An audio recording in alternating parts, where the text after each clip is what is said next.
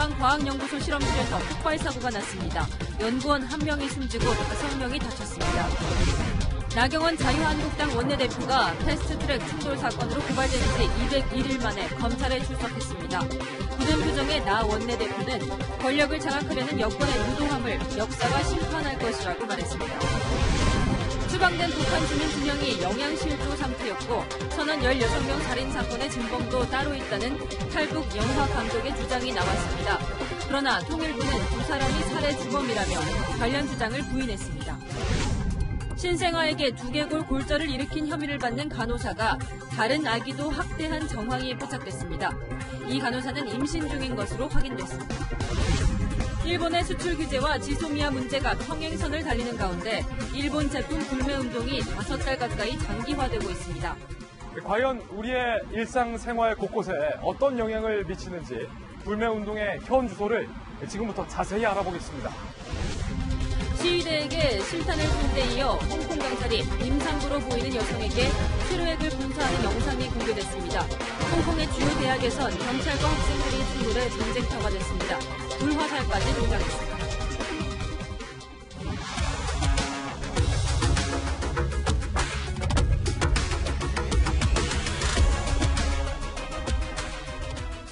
여러분 안녕하십니까? 여권이 임기 후반기 승부처인 총선 승리를 위해 내각의 대폭 차출을 검토 중입니다. 이낙연 국무총리에 이어 기획재정부, 외교부, 국방부 등 핵심 부처 장관들이 모두 총선 출마자로 이름이 거론되고 있습니다. 심지어 차관들까지 총동원될 움직임이 감지됩니다. 먼저 손영일 기자입니다. 여권이 총선 승리를 위해 청와대와 내각에서 경쟁력 있는 인물을 대부분 차출하기로 했습니다. 내년 총선 승리에 문재인 정부의 성공이 달려있다는 절박감 때문입니다. 정치적 갈등도 많았고 필요한 입법이 늦어지는 일도 자주 있었습니다. 임기 후반기에는 꽃을 피우고 열매를 맺어야만 문재인 정부의 성공을 말할 수 있을 것입니다. 현재 검토되고 있는 인사만 10여 명에 이릅니다. 내각의 이낙연 총리를 비롯해 홍남기 경제부총리, 성윤모 산업통상자원부 장관, 강경화 외교부 장관, 정경두 국방부 장관 등이 차출 대상입니다. 이 총리는 서울 공론화 세종시 출마가 거론되는데 선거를 지휘할 필요가 있는 만큼 비례대표 가능성도 제기됩니다. 차관까지도 차출 대상인데 이미 일부 부처에선 후임 인사 검증이 진행 중입니다. 차출 대상자들은 일단 선을 긋고 있습니다. 일부는 출마를 꺼려하는 데다 개각설의 자칫 공직사회가 기강회의에 빠질 수 있다는 우려 때문으로 보입니다. 청와대에선 강기정 정무수석을 비롯해 윤건현 국정기획상황실장, 고민정 대변인의 차출이 예상되고 있습니다. 총선 출마를 위한 공직자 사퇴 시한은 내년 1월 16일까지입니다. 다음 달 예산안 처리 뒤 연말 연초에 개각과 청와대 개편을 단행할 것으로 보입니다.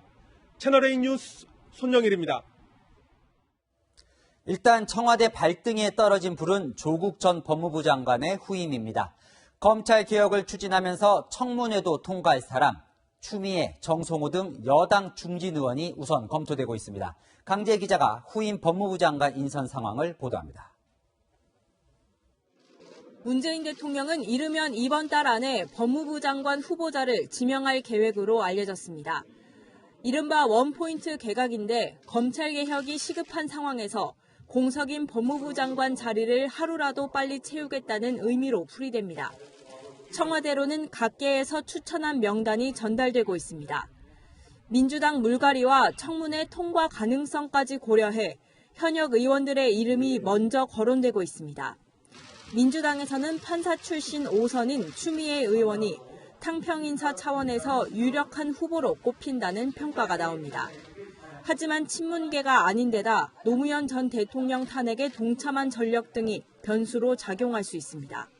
법조인 출신 정성호 의원과 민정수석을 지낸 전해철 의원도 하마평에 올라 있습니다. 청와대는 정치인뿐 아니라 학계와 시민사회단체에서도 후보자를 계속 찾고 있습니다. 다만 이들이 인사청문회를 부담스러워해 고사하는 경우가 많은 것으로 알려졌습니다. 노영민 대통령 비서실장은 법무장관 인선에 속도를 내고 있지만 정말 쉽지 않다며 훌륭하신 분들께서 자신이 없다며 고사한다고 분위기를 전했습니다. 이번 달 법무부 장관 지명이 목표지만 상황이 여의치 않을 경우 늦춰질 수도 있습니다. 아시는 바와 같이 후임 장관을 인선하는데 시간이 적지 않게 걸립니다. 문 대통령의 결심에 따라 법무부 장관 인선 시기가 정해질 것으로 보입니다. 채널A 뉴스 강지혜입니다. 더불어민주당은 오늘 당선이 어려운 험지 출마자를 발표하며 쇄신에 시동을 걸었습니다. 반면 자유한국당은 서로 험지에 가라며 삿대질을 하고 있습니다. 홍준표 전 대표 험지 출마 요구에 영화 대사를 빗대 네가 가라고 반발했습니다. 임미찬 기자입니다. 민주당이 당의 약세 지역에 출마할 예비 후보자들의 입당 환영식을 가졌습니다. 현재 한국당 의원이 있는 경기 이천과 경남 사천, 충남 홍성에서 뛰고 있는 3명의 정치 신인을 총선 기획단장인 윤호중 사무총장이 직접 소개했습니다. 우리 당의 취약 지역이다 이런 평가가 있었습니다만 힘을 합쳐서 노력하면 반드시 승리할 수 있는 지역이다. 하지만 한국당에선 상대방을 향해 험지에 출마하라며 서로 등을 떠밉니다. 특히 영남권, 서울 강남 3구 등 3선 이상 선배 의원님들께서는 정치에서 용퇴를 하시든가 수도권 험지에서 출마해 주시기 바랍니다. 홍준표 전 한국당 대표는 채널A와의 통화에서 네가 가라 하와이라는 말을 해주고 싶다고 했습니다. 영화 친구 대사를 인용해 자신의 험지 출마는 거부한 채 황교안 대표와 김병준 전 비대위원장의 희생을 요구했습니다. 황 대표는 말을 아꼈습니다. 험지로 출마해야 한다는 얘기가 있었다. 네, 수고하세요. 김병준 전 위원장은 당이 요구하면 험지 출마를 마다하지 않겠다면서도 당에서 전략을 세워 제안을 해야 한다는 전제 조건을 달았습니다. 채널A 뉴스 이민찬입니다. 나경원 자유한국당 원내대표가 국회 패스트트랙 충돌 사건과 관련해 고발당한 현역 의원 60명 중 처음으로 오늘 검찰에 출석했습니다. 5시간 반째 검찰 조사가 이어지고 있는데요. 윤수민 기자가 이 내용 보도합니다. 검찰에 고발된 60여 명의 한국당 의원들을 대표해 검찰에 출석한 나경원 원내대표는 패스트트랙 충돌 책임을 여권에게 돌렸습니다. 공수처와 연동형 비례대표제를 통한 권력을 장악하려는 여권의 무도함에 대해서 역사는 똑똑히 기억하고 심판할 것입니다. 나 원내대표는 검찰 조사에서 패스트트랙 지정 과정이 불법이라며 물리적 저지는 정당방위였다는 논리를 펴고 있습니다. 또 모든 책임은 원내대표인 자신에게 있다고 주장하는 것으로 전해졌습니다. 나 원내대표는 어제 정책의총에서도 내가 조사받고 책임질 테니 다른 의원들은 검찰 조사를 받지 말라고 했습니다. 지난달 1일 검찰에 깜짝 출석한 황교안 대표 역시 당 지도부 책임을 강조한 바 있습니다. 이는 전적으로 당 대표인 저의 책임입니다. 검찰은 저의 목을 치십시오. 다른 정당은 한국당의 출석쇼라고 비판하며 엄중 처벌을 촉구했습니다. 나 원내대표가 검찰에 출석하는 만큼 검찰은 수사의 속도를 내야 합니다. 의회 내 폭력을 뿌리 뽑을 마지막 기회입니다. 검찰은 나 원내대표 조사 결과를 토대로 추가 소환 여부와 기소 대상을 결정할 계획입니다. 채널A 뉴스 윤수민입니다. 조국 전 법무부 장관의 검찰 소환 조사가 내일 혹은 모레로 그야말로 임박했습니다. 그래서인지 조 전 장관은 오늘 아침부터 분주하게 구치소에 있는 정경심 교수를 면회하고 왔습니다. 최근에는 정 교수의 변호인단을 여러 차례 만나 소환 조사에 대비한 것으로 전해졌습니다. 백승우 기자입니다. 이른 아침 조국 전 법무부 장관이 자택을 나섭니다. 차량에 탄 조 전 장관은 곧바로 서울구치소로 향했습니다. 부인 정경심 교수가 그제 추가 기소된 이후 조 전 장관은 어제에 이어 오늘도 정 교수를 면회했습니다. 9시, 10시 사이였다 갔어요. 이미 가셨어요? 네, 10시 전에 갔어요. 면회는 일반 면회객과 마찬가지로 10분 남짓 진행됐습니다. 조 전 장관이 검찰 소환을 앞두고 대응 전략 마련에 나선 것이라는 해석이 나왔습니다. 최근엔 정 교수의 변호인단을 여러 차례 만나 정 교수와 함께 차명으로 주식 투자한 적 없다고 주장한 것으로 전해졌습니다. 지난해 1월 청와대 인근 ATM에서 정 교수에게 수천만 원을 이체한 것은 맞다면서도 WFM 주식 매수에 쓰인 줄 전혀 몰랐다는 겁니다. 조 전 장관은 가족의 펀드 불법 투자와 입시 비리 의혹에 모르쇠로 일관해왔습니다.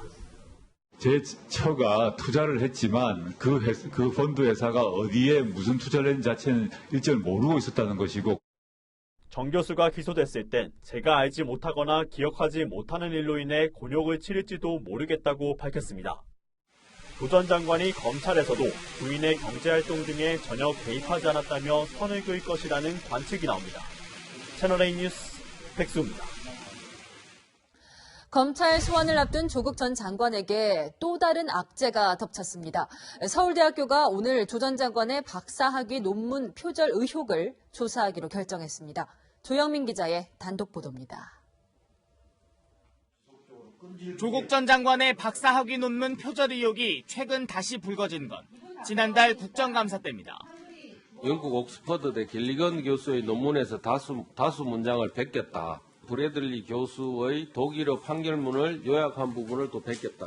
제가 연구진실성위원회에 국감에서 나온 문제가 제기됐기 때문에 한번 검토를 해달라고 얘기를 할 수 있겠습니다. 예.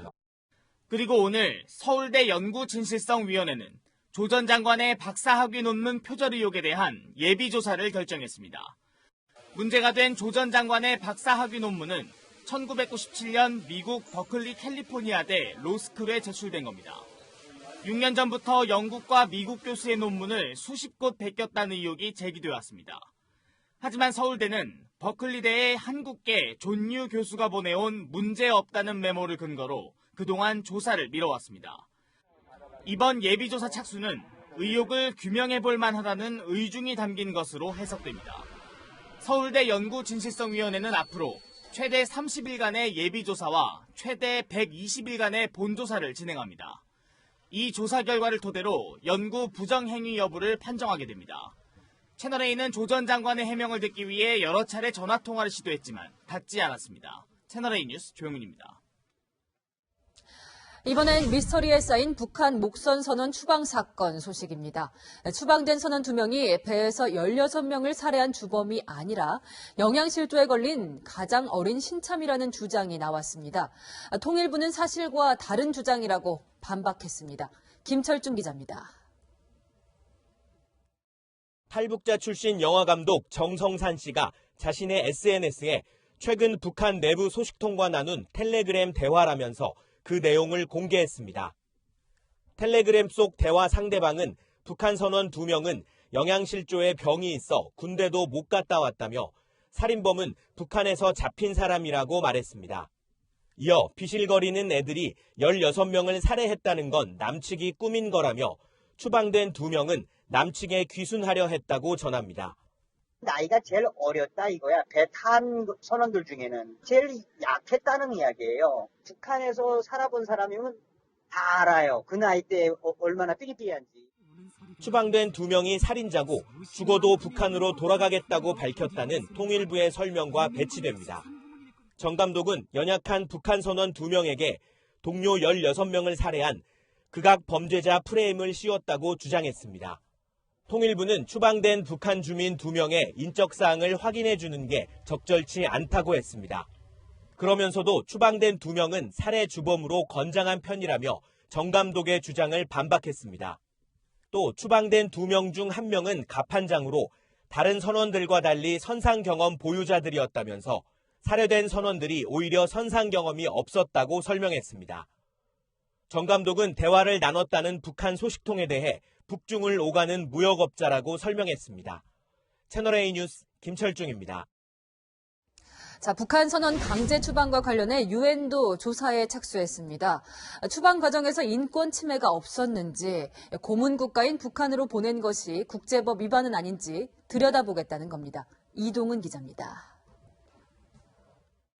한 국내 인권단체는 북한 선원 강제 추방 나흘 뒤인 지난 11일 인권 침해 등이 없었는지 조사해달라며 유엔 인권위원회에 긴급 청원을 했습니다. 사형, 고문, 북한 담당 3명의 특별보고관에게 각각 청원 메일을 보냈는데 이튿날 킨타나 북한인권 특별보고관이 조사에 나섰다는 답을 보내왔습니다. 그 다음 스텝을 어떻게 진행할지에 대해서 이야기를 하고 있다. 그리고 특별보고관께서 이 문제에 대해서 알고 계신 것으로 이렇게 이야기를 해주셨습니다. 유엔 인권 최고대표 서울사무소는 북한 주민 강제 추방과 관련해 한국 정부와 연락을 취하고 있다고 답했습니다. 유엔은 북한 주민에게 안대를 씌우고 처형과 고문을 자행하는 북한으로 추방한 것이 인권 침해나 국제법 위반이 아닌지를 따져볼 예정입니다. 강제 조사권이 없어 조사에는 한계가 있지만 인권 보고서로 국제사회에 공개되는 만큼 유엔 조사 영향력을 무시할 수 없습니다. 귀순 의사가 없다고 정부가 자체 판단한 것도 계속 논란이 되고 있습니다. 여러 가지 상반된 진술들이 있었지만은 죽더라도 돌아가겠다라는 진술도 분명히 했습니다. 귀순 의사가 없는 것으로 최종 결론을 내렸습니다. 국책연구기관인 통일연구원조차 통일부의 강제추방 근거법 적용의 잘못을 지적했고 자유한국당은 강제추방의 문제점을 따질 당내 태스크포스를 가동하기로 했습니다. 채널A 뉴스 이동훈입니다.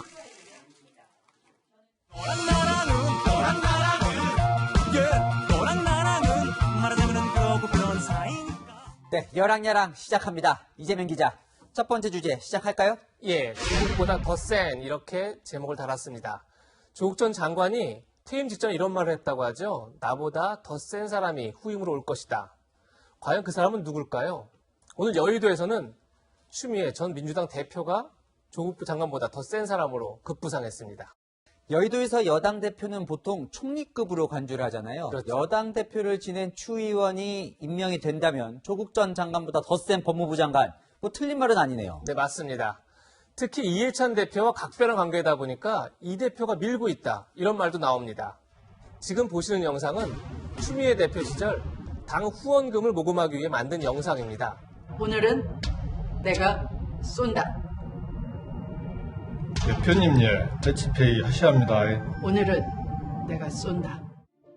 민주당의 소액 후원 모금 운동을 더치페이라고 이름 붙인 건데요. 여기에 이해찬 대표가 깜짝 출연합니다. 더치페이 하래요. 이해찬 대표는 지난 대선이 끝난 지 5개월 만에 추미애 전 대표의 대선 출마를 전망하기도 했습니다. 국회의원만 하려고는 하지 않을 것이다, 이런 얘기입니다. 네, 차기 법무부 장관의 최대 숙제가 검찰개혁일 테니 검찰도 누가 올지 촉각을 곤두세우고 있을 것 같아요. 그런데 판사 출신인 추 의원, 검찰과는 악연이 좀 있죠? 맞습니다. 당 대표에 선출된 이후에 검찰이 허위사실 유포했다면서 선거법 위반으로 기소합니다. 그러자 이렇게 비판을 합니다. 제1야당 대표조차 기소한 것을 보면 검찰은 더 이상 국민의 검찰이 아니라 권력의 시녀로 전락한 정치 검찰로 막 가기로 한 모양입니다. 그래서 추미애 전 대표는 법무부 장관으로 가장 유력한 겁니까? 당연히 최종 선택은 문재인 대통령이 하겠죠. 다만 지난 대선 기간 여러 인선을 두고 문 대통령과 추 대표 양쪽이 껄끄러웠다, 이런 평가가 나옵니다. 그만큼 서로에 대한 불편한 감정이 얼마나 해소되느냐가 관건일 것 같습니다. 대선 직후 추 전 대표는 이런 뼈 있는 농담을 하기도 했습니다. 이게 사기는 제가 샀는데 마음은 대통령님 마음을 담은 겁니다. 근데 대통령님이 인색하시면 한 송이밖에 안 주셔요. 네, 문 대통령의 최종 선택이 궁금하네요. 다음 주제로 넘어갈까요? 네, 동작 대전, 이렇게 제목을 달았습니다. 내년 총선에 강경화 외교부 장관의 차출론이 나오고 있는데요. 특히 나경원 원내대표의 대항마로 떠오르고 있습니다. 두 사람이 맞붙는다면 최대 빅매치 되겠네요. 그렇죠. 동작 대전이라고 할 만하죠. 두 사람이 지금까지 걸어온 길은 참 다릅니다. 나 원내대표는 판사와 정치인으로, 강 장관은 국제기구에서 주로 활동했는데요. 하지만 대중성에서 강 장관도 나 원내대표 못지 않습니다. 지금 보시는 화면은 강 장관이 지난 추석에 서울 마포의 한 시장을 찾은 모습인데요. 정치인의 포스가 느껴지기도 합니다. 다만 아직까지는 출마에 선을 긋고 있습니다. 제 거취에 대해서 여러 가지 소문은 있습니다만 제가 정식으로 들은 바는 한 번도 없고 저도 생각이 전혀 없습니다. 출마 생각이 없다고는 하지만 출마 질문을 받는 건 썩 싫지 않은 표정이네요. 네, 그래 보이죠. 강 장관은 오래전부터 총선을 준비했다는 그런 말도 나옵니다. 하지만 강 장관이 출마한다면 아마도 이런 비판을 넘어서는 게 첫 번째 과제일 겁니다. 완전히 새로운 외교 안보 라인으로 원점에서부터 한미동맹을 다시 잡아가야 합니다. 강경화 외교부 장관을 교체하는 것부터 외교부가 바로 서는 그 길일 것입니다. 대한민국 외교가 총체적 난국인 상황에서 강 장관에 대한 당부로 마무리하겠습니다. 오늘의 한마디는 대중성보다는 성과, 이렇게 정했습니다. 네, 대진표까지 거론되는 걸 보니 총선 막이 오른 게 느껴집니다. 지금까지 열한야랑이었습니다. 국가보안시설인 국방과학연구소에서 폭발 사고가 나 1명이 숨지고 5명이 다쳤습니다. 현장 취재기자 연결해 보겠습니다. 김태영 기자, 언제 폭발이 난 겁니까? 네, 국방과학연구소에서 발생한 폭발 사고 신고가 소방에 접수된 건 오후 4시 24분입니다. 이 사고로 30살 선임연구원이 숨졌고 5명이 다쳐 병원에서 치료를 받고 있습니다. 부상자 5명 가운데 1명은 장이 파열됐고 나머지 4명은 경상으로 분류됐습니다. 폭발 사고는 국방과학연구소 구동 추진체 연료 실험실에서 발생했습니다. 당시 실험실에서는 연료가 고성능 추진체에 제대로 들어갔는지 확인하는 작업을 하고 있었습니다. 연료는 액체 형태로 탄화수소 계통의 니트로메탄입니다. 연료 탱크에서 추진체로 연료가 들어간 이후 이를 확인하는 과정에서 폭발이 난 겁니다. 손진 연구원은 추진체 근처인 1층에서 나머지 부상자는 2층 계측실에 있다 변을 당했습니다. 연구소 측은 이번 실험은 연료 양만 확인하면 됐기 때문에 보호복이 아닌 평상복을 입고 실험 중이었다고 밝혔습니다. 국방과학연구소는 국가보안시설 최고 등급인 각급시설로 보안 문제 때문에 민가와는 떨어져 있어 주변으로 피해가 확산되지는 않았습니다. 소방당국은 인력 120명과 소방장비 32대를 투입해 지금 이 시간에도 경찰과 함께 사고 현장을 수습하며 폭발 원인을 조사하고 있습니다. 지금까지 국방과학연구소에서 전해드렸습니다. 얼마 전 공개된 간호사가 신생아를 학대하는 장면, 충격적이었죠. 그런데 이 간호사가 다른 신생아도 학대한 정황이 드러났습니다. 심지어 본인도 아이를 임신한 상태였습니다. 정현우 기자입니다. 태어난 지 5일 된 아영이를 내동댕이 치듯 바구니에 내려놓는 모습이 담긴 CCTV 영상입니다. 경찰은 영상 속 간호사가 아영이 외에 다른 신생아에게도 학대한 정황을 발견해 수사를 확대하고 있습니다. 당시 신생아실엔 아영이 외에 5명의 아이가 더 있었던 것으로 파악됐습니다. 아영이에게 했던 행동보다 강도는 낮지만 학대에 해당하는지 들여다보겠다는 겁니다. 아영이는 병원 치료를 받고 있지만 여전히 위험한 상태입니다. 경찰은 지난달 27일 아동학대 혐의로 간호사에 대해 구속영장을 신청했지만 법원은 기각했습니다. 이 과정에서 간호사가 임신 중이라는 사실도 새롭게 드러났습니다. 법원이 영장 기각 사유에 학대로 인해 의식을 잃었다고 볼 수 있는 직접 증거가 없고 임신 중인 점을 고려하면 도주 우려도 없다고 적시한 겁니다. 10년 경력의 이 간호사가 육아휴직을 마치고 최근 복직했고 둘째 아이를 임신 중이었다는 사실에 아영이 아버지는 충격을 받았습니다. 네, 기본적으로 일단 엄마의 자격이 없고요. 감옥으로 직행해야 되는 게 아닌가 그렇게 생각을 하지만 일단은 법원에서 그렇게 판단했다면 존중한다고 그렇게 생각해야겠죠. 경찰은 영장을 재신청하지 않고 불구속 상태에서 수사를 이어갈 방침입니다. 채널A 뉴스 정현우입니다. 민통선 안에 쌓아놓은 돼지 사체에서 나온 피 때문에 핏물로 오염된 하천 소식 전해드렸습니다. 이 돼지 사체 처리 문제는 민통선 남쪽 지역도 마찬가지인데 특히 멧돼지가 문제입니다. 강경모 기자가 현장 취재했습니다. 방금 전에 포획된 멧돼지입니다. 산 정상 부근에서 잡은 건데요. 정부 지침대로라면 이곳에서 땅속에 묻거나 산 밑 매립지로 가져가야 합니다.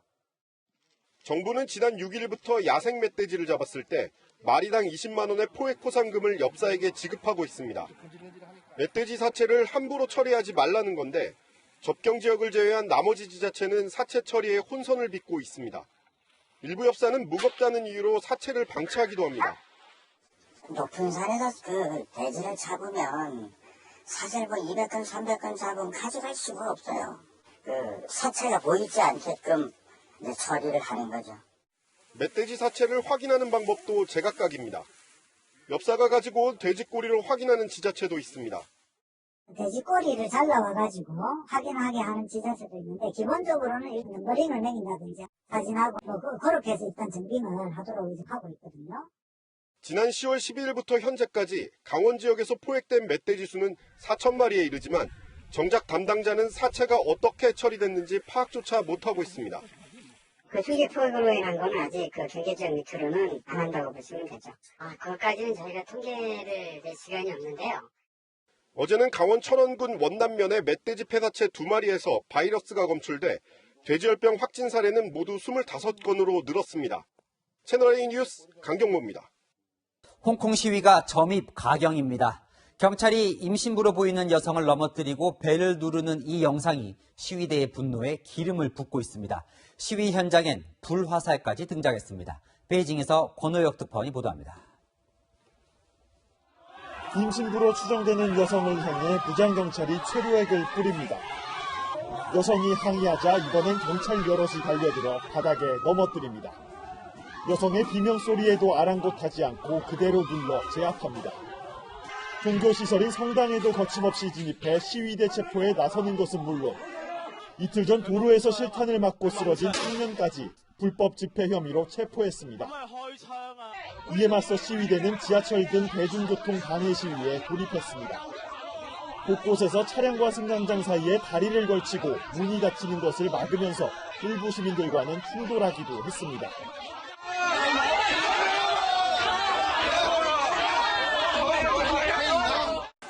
주요 대학 캠퍼스는 전쟁터가 됐습니다. 방패를 들고 진입을 시도하는 경찰에 시위대는 불화살을 쏘며 맞섰습니다. 咁耐以嚟由運動呢個開始6月到而家冇成功過，5大訴求加零加唔重組警隊，一日都唔會罷休，直至到公義彰顯為止。 홍콩 정부는 교도소 폭동 대응팀으로 구성된 특별경찰을 투입하는 등 강경 진압을 계속하겠다는 뜻을 밝혔습니다. 暴徒们还围攻警察，甚至是抢夺配枪、焚烧警车。 중국 정부와 매체들은 연일 시위대의 폭력성을 부각하며 엄중한 법 집행을 촉구하고 있습니다. 경찰과 시위대의 충돌 수위도 계속 높아지면서 추가적인 인명피해에 대한 우려도 커지고 있습니다. 베이징에서 채널A 뉴스 권호혁입니다. 홍콩 시위를 둘러싼 갈등이 우리 대학가로도 번졌습니다. 고려대, 연세대 등에서는 현수막을 두고 한국 학생과 중국 학생 사이에 기싸움이 벌어졌습니다. 그 현장 최수연 기자가 취재했습니다. 캠퍼스는 어두워졌지만 여전히 게시판 앞에 모여있는 중국인 유학생들. 홍콩 시위를 지지하는 대자보 옆에 중국 정부의 입장을 옹호하는 포스터와 접착 메모지를 빼곡히 붙입니다. 이런 거는 민주인도 아니고 정탑 포교인입니다. 최근 홍콩 시위를 지지하는 대학생들의 움직임에 반대한다는 뜻을 전하기 위해 중국 학생들도 모인 겁니다. 중국 사람이라서 그냥 이런 의식 있어요. 우리 자체로 오는 거예요. 유학생들은 한국에 알려진 홍콩의 모습이 사실과 다르다며 중국 내정에 간섭하지 말라고 주장했습니다. 한국의 학교에서 왜냐하면 중국의 일을 여기서 계속 다른 사람들의 시간을 버리고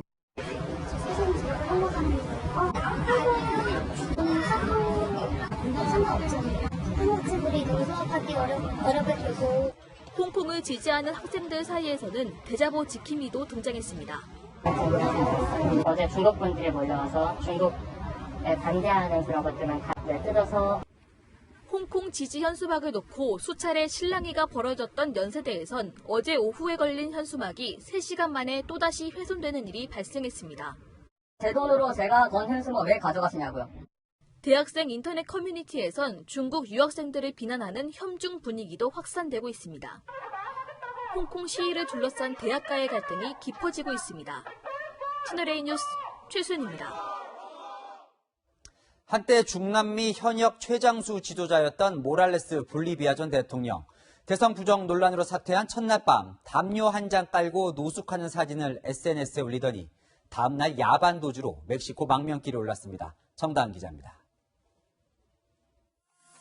한밤중에 공항을 이륙하는 멕시코 국적의 비행기. 선거 부정 논란으로 쫓겨난 볼리비아의 모랄레스 전 대통령이 티셔츠 차림으로 가족들과 함께 멕시코 망명길에 오른 겁니다. 가족들과 함께 멕시코 땅에 내린 그는 안도감을 표시했습니다. Estamos muy agradecidos porque el presidente de México, gobierno del pueblo boliviano, me salvó la vida. 그의 망명은 볼리비아 야권의 전열 정비가 이뤄지지 않은 틈을 타 하루 만에 급하게 이뤄졌습니다. 망명 직전까지도 그는 담요를 깔고 누워서 휴대전화를 보는 자신의 사진을 SNS에 공개했습니다. Estamos esperando esto porque también ha sido demasiado abuso de poder de parte del presidente Morales. 14년간 대통령을 3번이나 연임한 그는 지난해 수도 라파스에 29층짜리 호화 대통령궁을 지었습니다. 자신의 고향엔 우리 돈 80억 원을 들여 본인을 기념하는 박물관까지 지었습니다.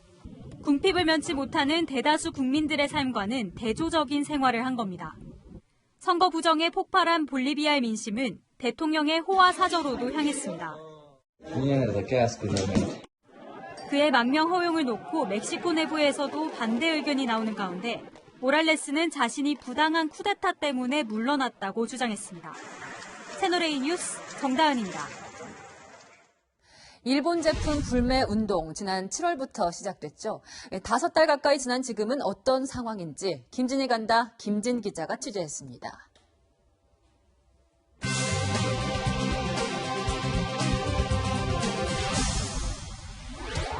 안 사요, 안 가요, 안 팔아요.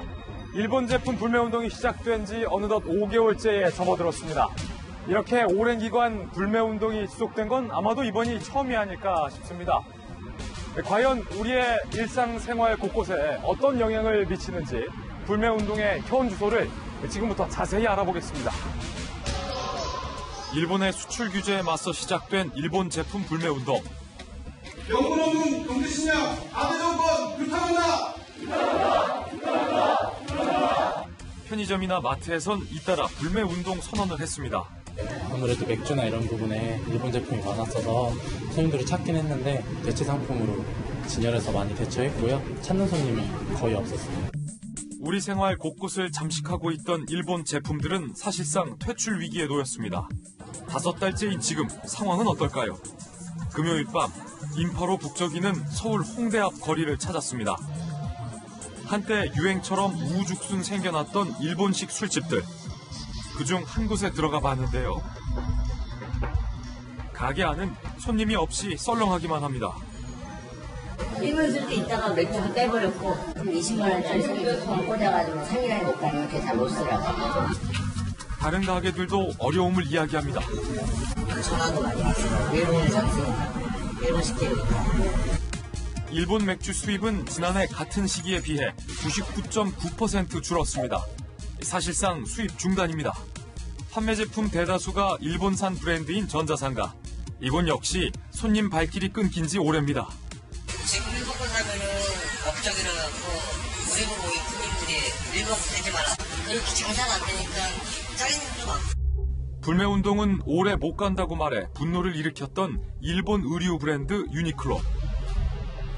지금까지 국내 매장 4곳이 폐점했고 올해 3분기 매출은 지난해 동기 대비 70% 가까이 줄어든 걸로 추정됩니다. I can't remember that far back. 지난달엔 위안부 모독 논란으로 또 한 번 불을 지폈습니다. 지금 유니클로 매장은 어떨까? 파격 할인 행사가 진행 중이었습니다. 하반기 내내 하는 게 15주년 이벤트고 다음 주가 감사제라고 해서 제일 할인폭이 큰 주예요. 매장 안은 꽤 많은 사람들로 붐비고 인기 품목은 매대가 비어 있습니다. 눈치가 보여 용기를 내서 매장을 찾았다는 손님도 있습니다. 여기에서 한번 가봤는데 요번에 많이 없어요. 엄청 할인하는 부분이 있어요. 이것도 아니고 12,000원이에요 지금은. 불매운동에 동참했던 대형마트에도 가봤습니다. 진열된 일본 맥주의 종류와 수가 현저히 적습니다. 그러나 불매운동 때문만은 아닙니다. 없어서 안 들어오는 게 아니라 아사히나 티 같은 거는 원래 찾는 사람이 많다 보니까 들어오면은 거의 다 빨리 없어지니까. 또 다른 대형마트에도 분위기는 비슷합니다. 할인 안 하면 되잖아요. 일본 여행은 방식이 크게 바뀌고 있습니다. 눈에 잘 띄는 패키지는 거의 사라졌지만 소규모로 조용히 가는 자유여행은 꾸준히 이어지고 있습니다.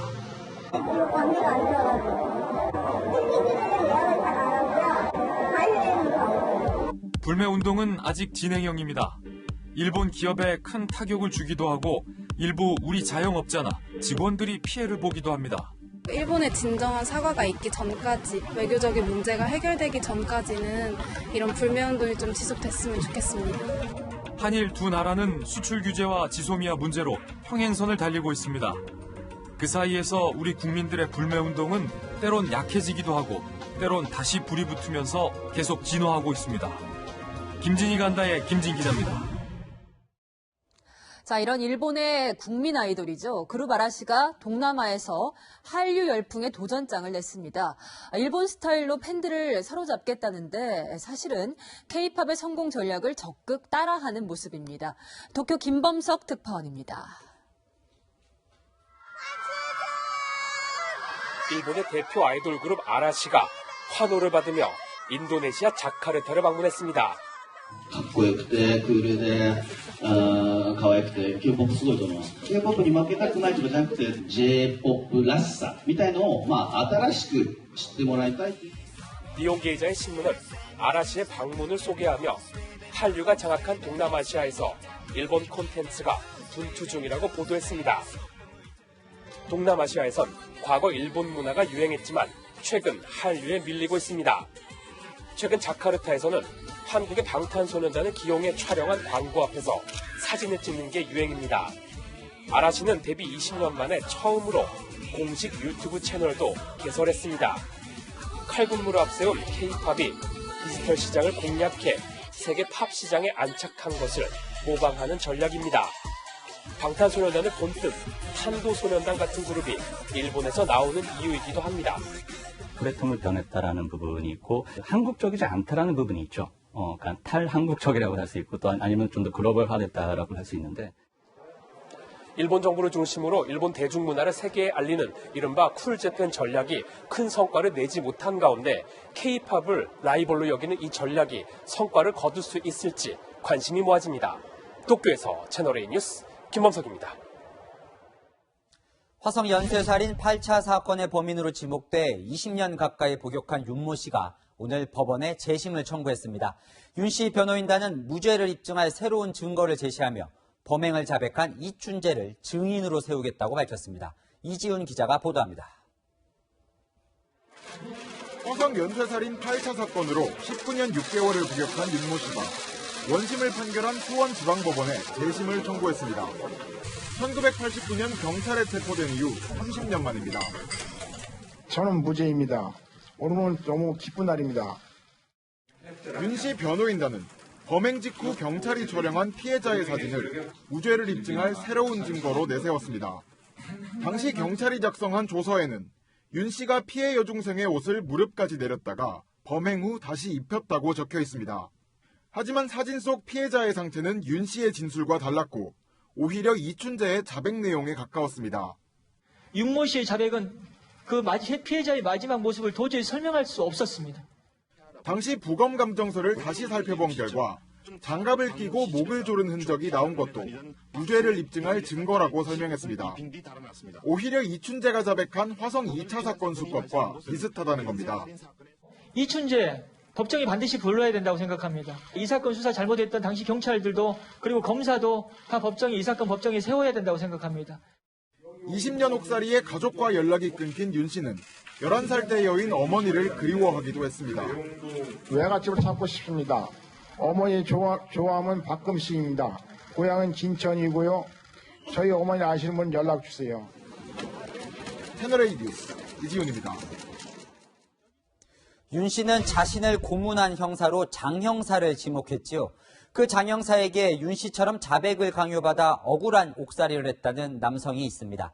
화성에서 발생한 여성 변사체 사건의 범인으로 불려 17년을 복역한 김현재 씨. 지난주 재심을 청구한 그를 신선미 기자가 만났습니다. 1998년 화성 동탄 경부고속도로 인근에서 서울 구로동의 스웨터 공장에 다니던 40대 여성이 숨진 채 발견된 화성 여성 변사체 사건. 당시 경찰은 공장 사장이었던 김현재 씨가 피해자에게 빌려준 700만 원을 받지 못해 여성을 살해했다고 결론 내렸습니다. 물증은 없었지만 김 씨는 살인 혐의로 17년을 복역한 뒤 2015년 출소했습니다. 그런데 최근 김 씨가 재심을 청구했습니다. 당시 경찰의 강압 수사에 허위 자백을 했단 겁니다. 증거가 다 김 사장 앞으로 돼 있다. 이건 빠져나갈 길이 없다. 애들 생각이라도 협조해서 정말 찾아낸 취재가 그럼 자기가 4, 5년 정도로 해줄 수도 있다. 중심에는 장 형사가 있었습니다. 화성 8차 사건 복역자 윤모 씨가 고문경찰로 지목했던 인물과 일치합니다. 인권 없어요, 그때는. 우리 장인어른 다 찾아가요. 우리 매형 병원에 응급수술해가지고 병원에 누워있는데 거기 가서 다 뒤져요. 줄곧 무죄를 주장했지만 받아들여지지 않았단 점도 윤 씨와 닮아 있습니다. 똑같은 방법입니다. 검사는 기한돼갖고 너희 내가 사형시킨다고 공부하는 박놓고요. 김 씨는 지난 2013년에도 재심을 청구했지만 법원은 받아들이지 않았습니다.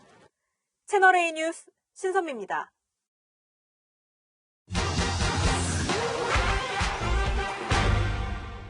사실만 짚어드리는 팩트맨입니다. 내일 치러지는 2020학년도 대학 수학능력시험. 오전 8시 10분까지 입실해야 하니까 꼭 12시간이 남았는데요.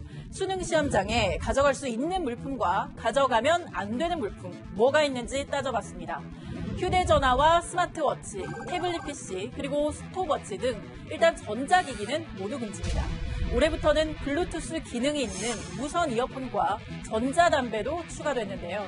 다만 선이 있는 이어폰이나 개인 샤프, 연습장 등은 고사장에 가져갈 수는 있지만 시험 중에 소지해서는 안 되고 가방 안에 넣어서 제출해야 합니다. 이 미용 용도의 기름 종이도 컨닝 페이퍼로 활용될 수 있어서 반드시 가방 안에 넣어내야 합니다. 결국 시험 중 책상 위에는 이 시험장에서 나눠준 수능 샤프와 컴퓨터용 사인펜, 수험표와 문답지, 그리고 아날로그 시계 등만 놓여 있어야 하는데요. 왜 이렇게 반입 물품 제한이 엄격해진 건지 2004년으로 돌아가 보겠습니다. 핸드폰으로 서로 잘하는 과목 답안은 송신하고 취합 과목 답안은 잘하는 학생들로부터 수신하여 득점을 올려보자며 2004년 10여 명이 구속되고 300명이 넘는 수험생이 무효 처리된 휴대전화 커닝 사태가 발단입니다. 이후론 도시락 가방에 어머니가 모르고 넣어둔 휴대전화나 시험을 보다가 뒤늦게 깨닫고 잦은 신고한 억울한 사연들도 여지없이 구제 불가 판정을 받았습니다. 특히 교육부에 따르면 수능 부정행위는 시효가 없어서 명확한 증거만 있다면 언제든 무효 처리될 수 있고 대학 입학 뒤라도 대학별 판단에 따라 입학도 취소될 수 있습니다. 이상 팩트맨이었습니다. 통계청이 지난달 취업자 수가 10월 기준 23년 만에 최고 수준 고용률이라고 발표했습니다. 그런데 자세히 뜯어보면 어르신 일자리가 가장 많이 늘어나고 질적으로는 나아지지 않았습니다. 홍유라 기자가 분석했습니다. 평균 나이 70대 어르신들이 손수 꽈배기와 도넛을 만들어 판매합니다. 우리가 솔직히 이 나이에 어디 가서 뭘 하겠어요. 그렇잖아. 그러니까 일할 수 있는 곳이 있다는 게 참 행복한 것 같아요. 그래서 나는 자부심을 가지고 일을 해요. 하루 4시간에서 5시간 배송 업무를 하며 월 50만 원 안팎을 버는 70대 박재열 씨도 일하는 보람이 큽니다. 돈 액수 작지만은 그래도 용돈도 되고 손자들도 용돈 주고 또 욕심이 나가지고 80까지 할 수 있습니다. 정부와 지자체가 1인당 200만 원 넘게 지원하는 어르신 일자리 사업은 은퇴자들에게 인기입니다. 지난달 60세 이상 일자리는 1년 전보다 41만 7천 명 늘었습니다. 이 같은 추세에 힘입어 고용률은 23년 만에 가장 높았습니다. 고용시장의 뚜렷한 회복세가 그대로 반영된 결과라고 생각합니다. 하지만 우리 경제의 허리인 30대와 40대 취업자 수는 25개월째 동반 감소했습니다. 좋은 일자리로 분류되는 제조업 일자리도 19개월째 줄었습니다. 재정 투입을 통한 단기 일자리보다 질 좋은 일자리 늘리기에 집중해야 한다는 지적이 나옵니다. 산업들이 좀 발전되어야 되고 또는 교육이나 훈련 등을 통해서 재취업 등을 할 수 있는 여건들을 만들어줘야 되겠죠. 고용 주체인 기업이 사업하기 좋은 환경을 만드는 정부의 노력도 필요해 보입니다. 채널A 뉴스 홍일아입니다. KDI가 올해 경제 성장률 예상치를 2.4%에서 2.0%까지 낮추면서 경제 환경, 그러니까 정책이 따라줘야 한다고 말했습니다. 하지만 정부가 우왕좌왕하는 사이에 검찰에 타다가 발목 잡히는 등 규제에 가로막히는 기업이 적지 않죠. 아직도 혁신기업을 막는 황당한 규제가 많다는데 안건우 기자가 살펴봤습니다.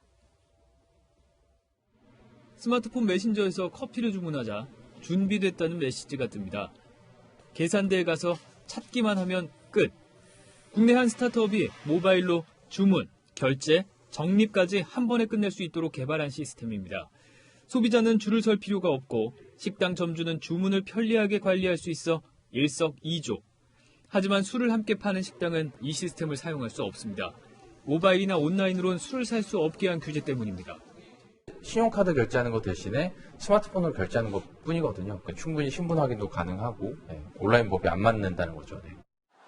승합차 호출 서비스 타다는 국토교통부가 서비스의 합법 여부에 대한 판단을 미룬 사이 검찰이 불법이라며 기소했습니다. 그런 지점에서는 또 관료들이 제가 보기에는 좀 애매하다고 생각이 드는데 법리적으로는 이거는 문제가 있다라고 나중에 다시 이렇게 철퇴를 취해주면은 어떠한 스타트업도 일을 할 수가 없는 거죠. 금융혁신의 아이콘으로 기대를 받았던 제3인터넷은행은 흥행에 실패했습니다. 대주주 규제에 대한 부담으로 네이버와 SK텔레콤 같은 대형 IT 기업들은 외면했기 때문입니다. 진입장벽을 낮추기 위한 인터넷 전문은행법 개정안은 정치적 논란에 막혀 있습니다. 채널A 뉴스 안건우입니다. 미군을 이끄는 군수뇌부들이 한국으로 모여들고 있습니다. 방위비 인상과 지소미아 문제를 압박하기 위해서입니다. 최선 기자입니다. 로버트 에이브럼스 주한미군 사령관은 내외신 인터뷰에서 방위비 분담금의 최종 수혜자는 한국 경제와 국민이라고 강조했습니다. 에이브럼스 사령관은 주한미군에서 근무하는 한국 군무원 봉급의 75%가 방위비에서 지출된다며 한국 국민의 세금으로 한국인 월급을 주는 것이라고 밝혔습니다. 최근 한국 내 비판을 의식해서인지 방위비 분담금을 미국으로 가져가는 게 아니라는 걸 강조한 겁니다. 그러면서 한국은 방위비 분담금을 더 낼 능력이 있다고 압박했습니다. 서울에 모인 전직 주한미군 사령관들도 방위비 인상 필요성을 한 목소리로 얘기합니다. If you were to have conflict on the peninsula with the intersection of the economies here, it would be a global impact. And I think we recognize that. That's why we have invested not only the number of soldiers, sailors, airmen, and marines. 지소미아 연장에 대한 압박도 거셉니다. 에이브럼스 사령관은 지소미아가 없으면 우리가 그만큼 강하지 않을 수 있다는 잘못된 메시지를 보낼 위험이 있다고 경고했습니다. 이런 가운데 미군 서열 1, 2위도 한국을 동시에 찾아 전방위 압박에 나섭니다. 마크 밀리 미 합참의장은 오늘 필립 데이비슨 인도태평양 사령관과 함께 방한했고 마크 에스퍼 국방장관은 내일 한국에 도착해 안보 현안을 논의합니다. 방위비 분담금 인상과 지소미아 연장이 핵심 안건으로 집중 논의될 것으로 보입니다. 채널A 뉴스 추선입니다.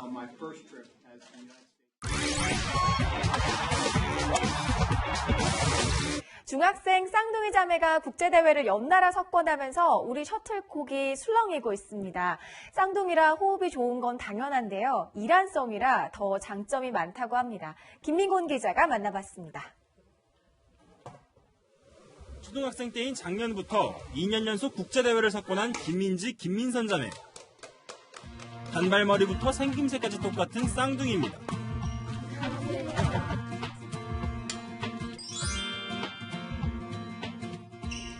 기자가 중3인 주장 선수와 짝을 이뤄 도전했지만 영 쉽지 않습니다.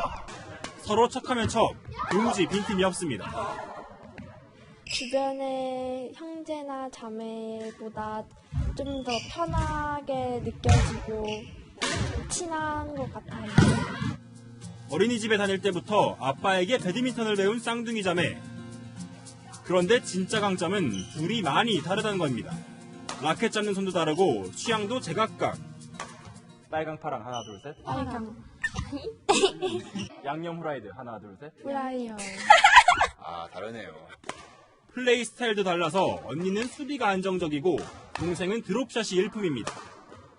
그 차이가 조화를 이루면서 중학생 수준을 벌써 넘어섰습니다.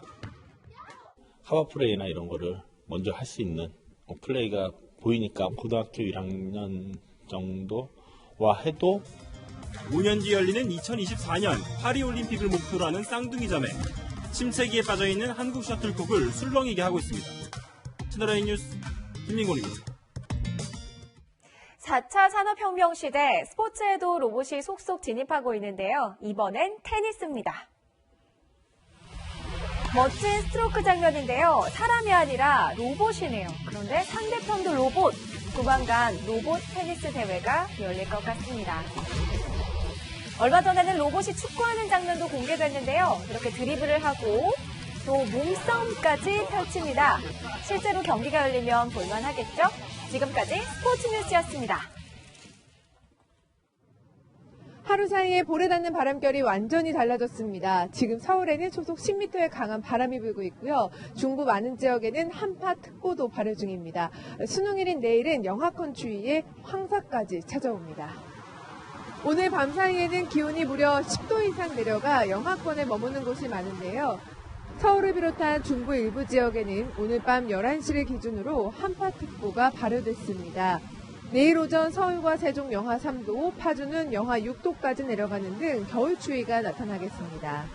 여기에 황사까지 비상입니다. 내몽골과 고비 사막에서 발원한 황사가 유입되며 내일 오전 중에 미세먼지 농도가 치솟을 가능성까지 있습니다. 수험생들은 얇은 옷을 여러 겹 입어서 보온에 신경 쓰시고요. 황사용 마스크와 따뜻한 물도 미리 준비하시기 바랍니다.